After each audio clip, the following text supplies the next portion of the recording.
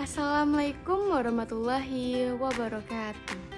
Perkenalkan, nama saya Lutfifa Khairunisa Dwi Putri, bisa dipanggil Lulu dengan NIM 24022021 dari jurusan Pendidikan Guru, Pendidikan Anak Usia Dini. Baik, saya akan mempresentasikan hasil ringkasan saya pada slide pertama dan kedua, yaitu tentang sistem komputer dan algoritma. Sistem komputer menurut Robert H. Blesmer, komputer adalah suatu alat elektronik yang mampu melakukan beberapa tugas seperti menerima input, memproses input tadi sesuai dengan programnya, menyimpan perintah-perintah dan hasil pengolahan, serta menyediakan output dalam bentuk informasi.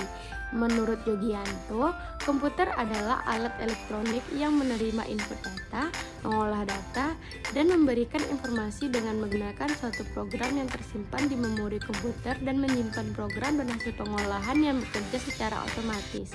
5 generasi komputer. Generasi pertama terjadi pada tahun 1945, generasi transistor terjadi sekitar tahun 1959 hingga 1965, generasi ketiga pertama kali dikembangkan oleh Jack Kilby, generasi mikroprosesor dibuat oleh IBM pada tahun 1971, generasi AI ditandai dengan munculnya smartphone dan tablet. Komponen sistem komputer. Hardware dapat dilihat dan disentuh, software dapat dilihat dan tidak bisa disentuh, firmware yang mengoperasikannya bisa manusia atau sistem lain. Sistem bilangan di komputer yaitu ada sistem bilangan desimal, biner, oktal, dan heksadesimal.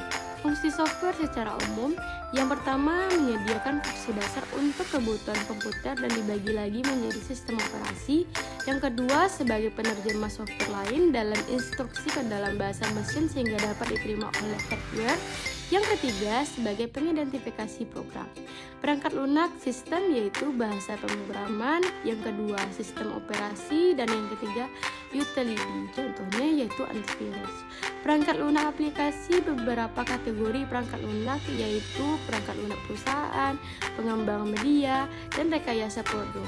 Pengantar program komputer dan algoritma program, konsep dasar program komputer. Bahasa pemrograman merupakan suatu himpunan dari aturan sintaks dan semantik yang dipakai untuk mendefinisikan program komputer. Fungsi bahasa pemrograman yaitu memerintah komputer untuk mengolah data sesuai dengan alur berpikir yang kita inginkan.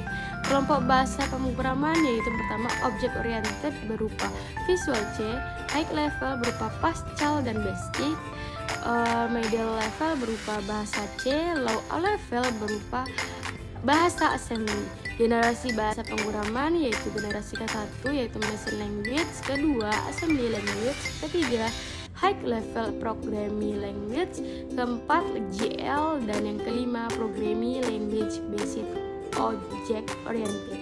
Proses pembuatan program yaitu kompilasi, interpretasi, dan kompilasi sekaligus interpretasi.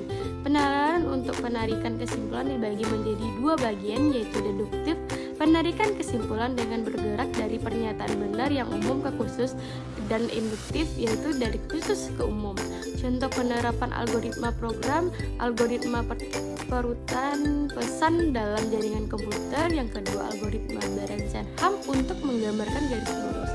Cara menuliskan algoritma yang pertama menggunakan pseudocode. Pseudocode adalah deskripsi dari algoritma pemrograman komputer yang menggunakan konvensi struktural dari suatu bahasa pemrograman dan ditunjukkan agar dapat dibaca oleh manusia dan bukan oleh mesin. Yang kedua menggunakan flowchart.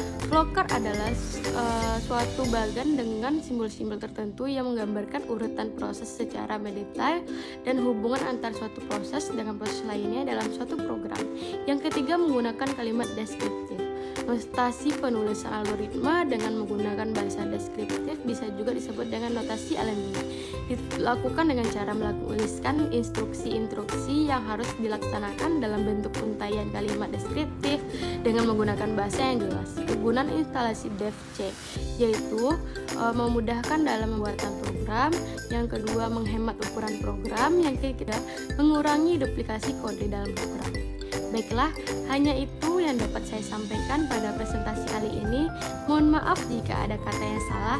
Wassalamualaikum warahmatullahi wabarakatuh.